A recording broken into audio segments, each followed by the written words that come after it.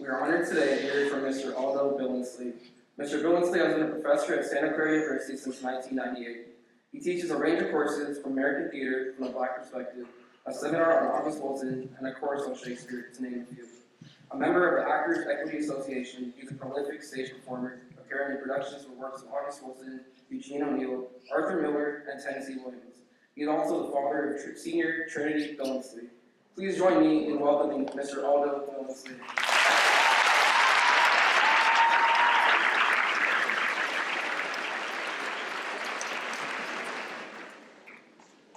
They say that film is art, and theater is life, and television is furniture.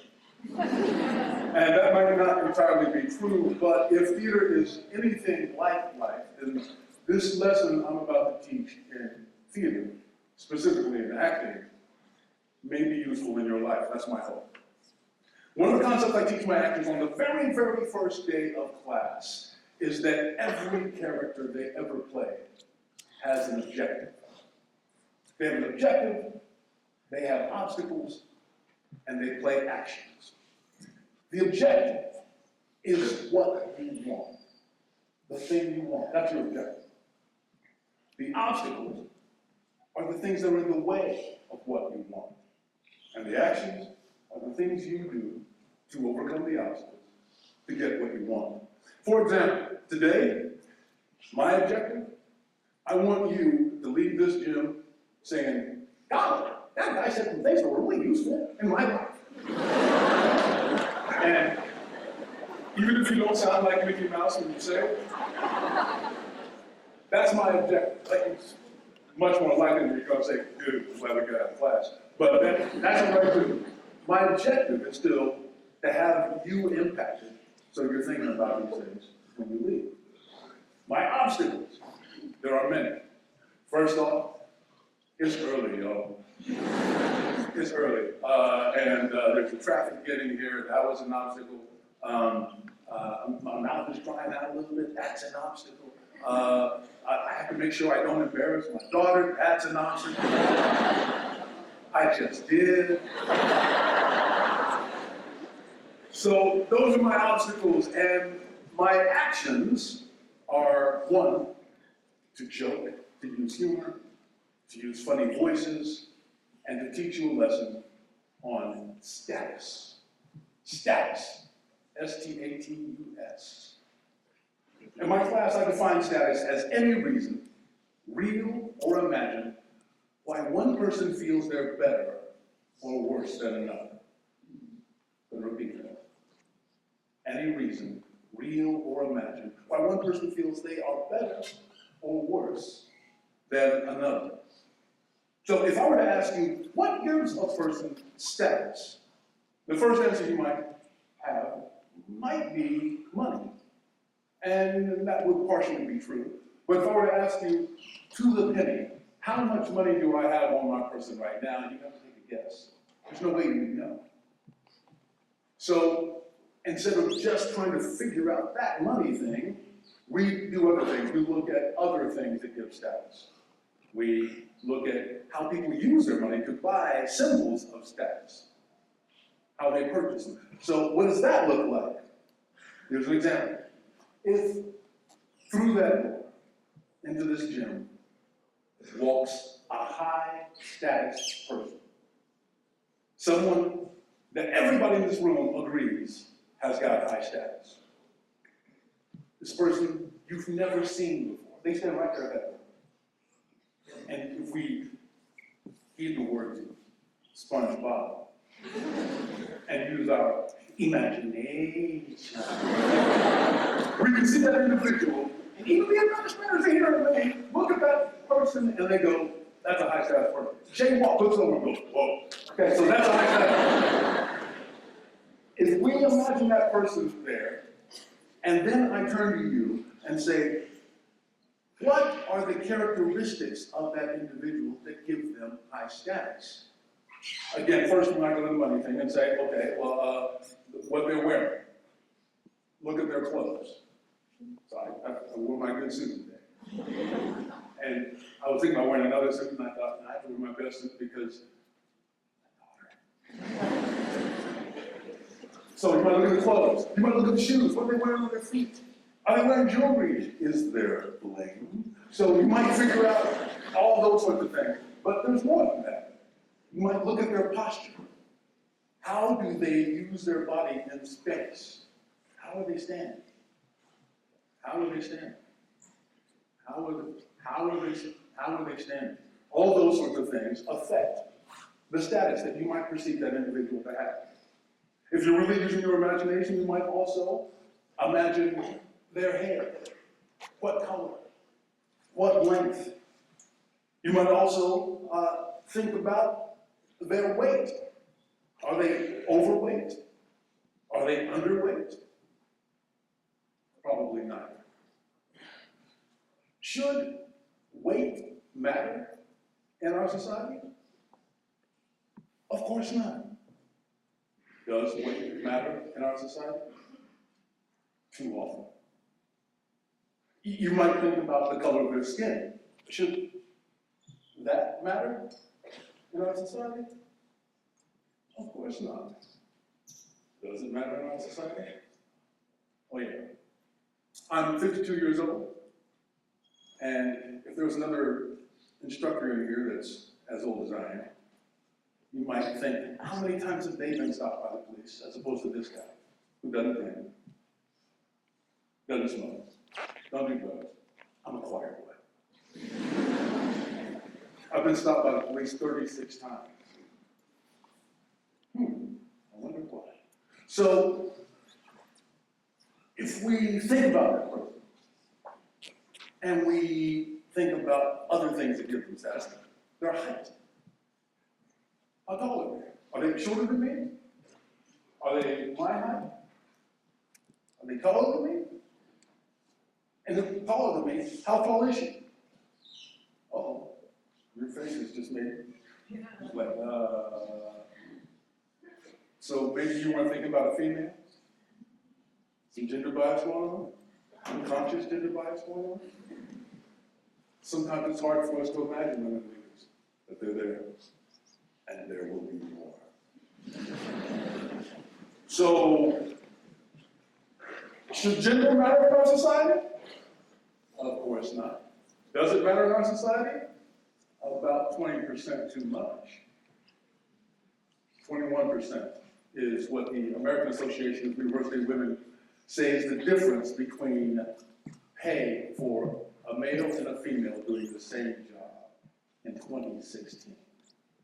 21 cents less on every dollar than a man makes. Gender matters too much. Who can do something about these things?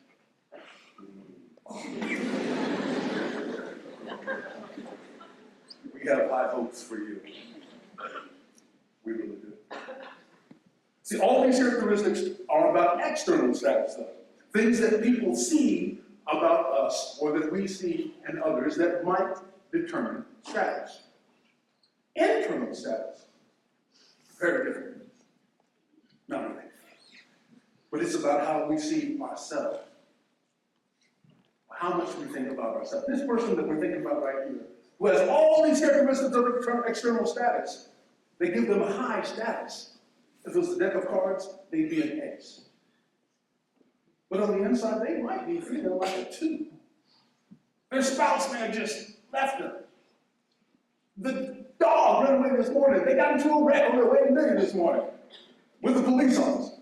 So it could be a really terrible, horrible, no good, very bad day for that person. But on the outside, it looks like everything's great. Or the converse. They might have extremely high internal status. Know that they can make a contribution, a sincere contribution to what's going on. But their appearance might be such that they lack opportunity. You're the ones who can do something about that. All of this is important to the actor because they have to go after an objective. And if they do it right, they need to be aware of all the obstacles. They don't want to focus on the obstacle. They just need to be aware of those obstacles so they can choose the right actions to overcome those obstacles to obtain the objective. You are already in a great position to overcome a lot of obstacles because you attend Archbishop Macon. The number of high-status people that this institution has produced is legion. Olympians, professional athletes, captains of industry, yes, captains can be even. Ask Brandy Chastain. And the plethora of professionals who've been nurtured in these hallowed halls that have gone out to do good is a terrific thing. It's one of the reasons we keep shelling out the money to bring that girl here.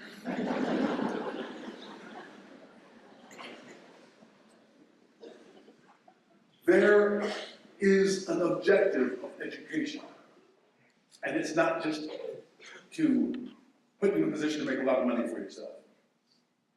That's not the Bible passage that you just read. So you can store up the goods for yourself. He who dies with the most toys wins. That's not what this is about. The goal of education is to enlighten the individuals so they can create a better society. The hope is that the person is going to take that education, take their gifts, go out and do things also for others that will positively affect the rest of the group, the rest of the community, the rest of the society, the rest of the country, the rest of the world. That's what they're training you for.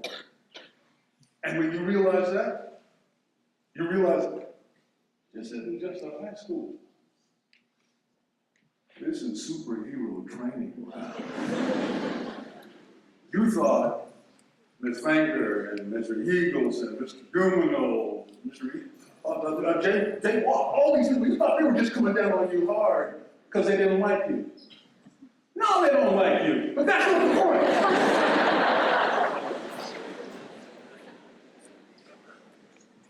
They want to make sure that you know that all your actions have consequences. All your actions have consequences, and they can positively affect somebody else.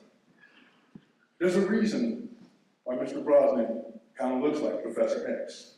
This is superhero training.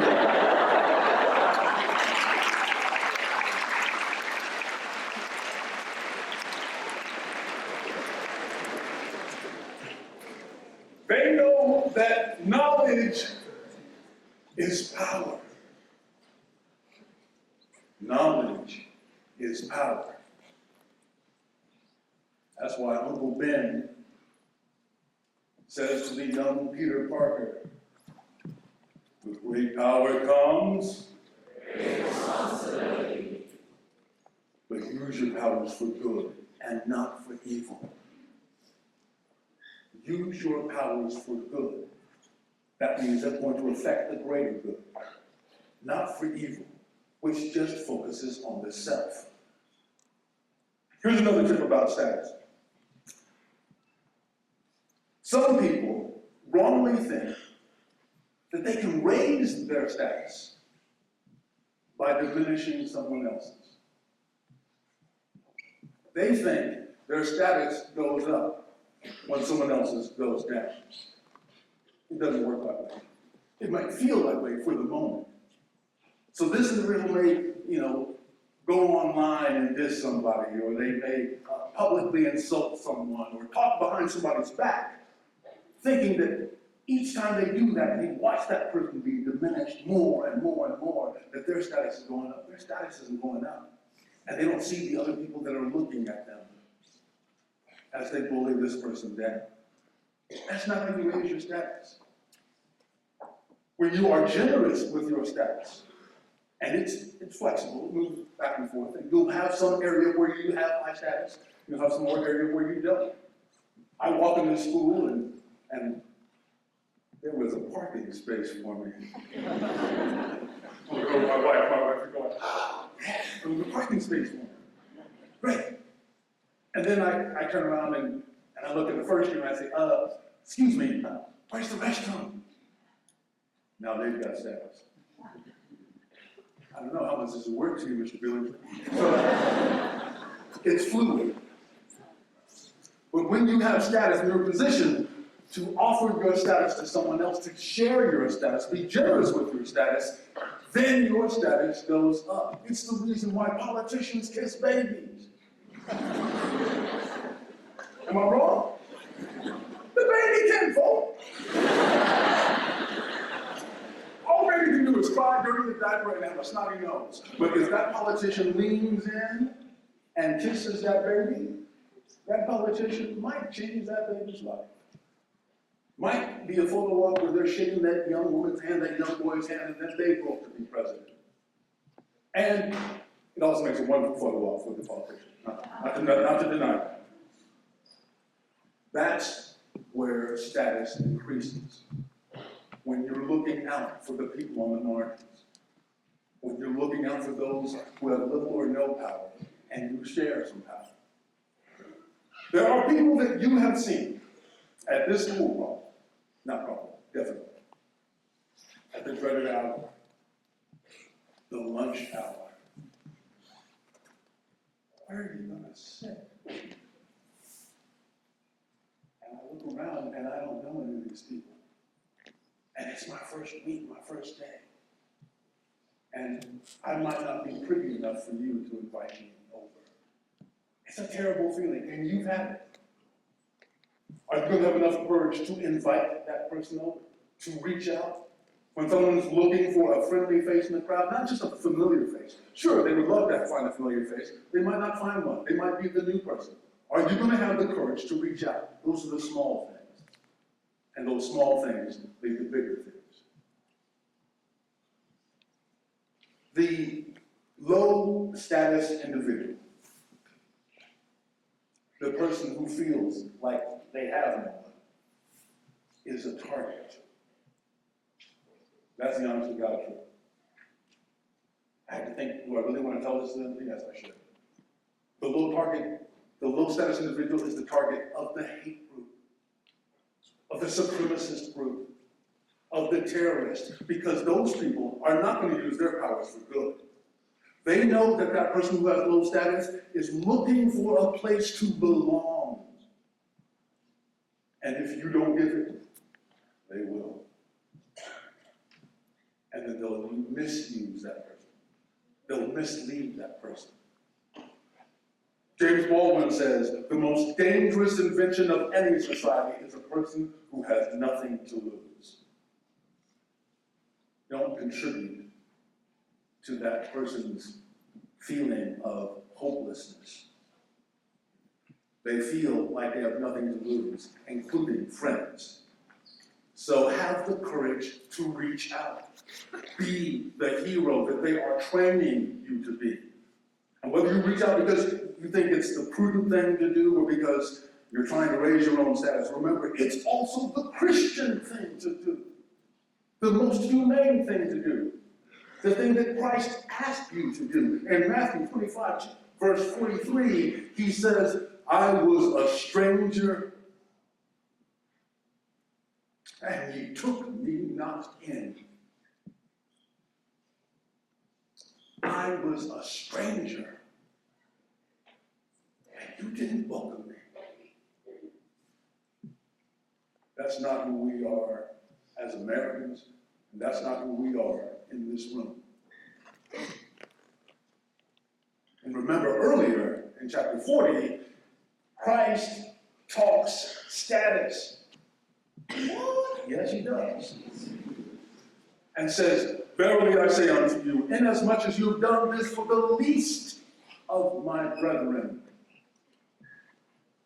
you have also done this unto me. So use your powers for good and not for evil.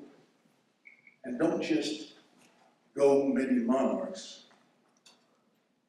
Go and do some good, many monarchs. And don't call Mr. Brosnan Professor X today. Thank you very much.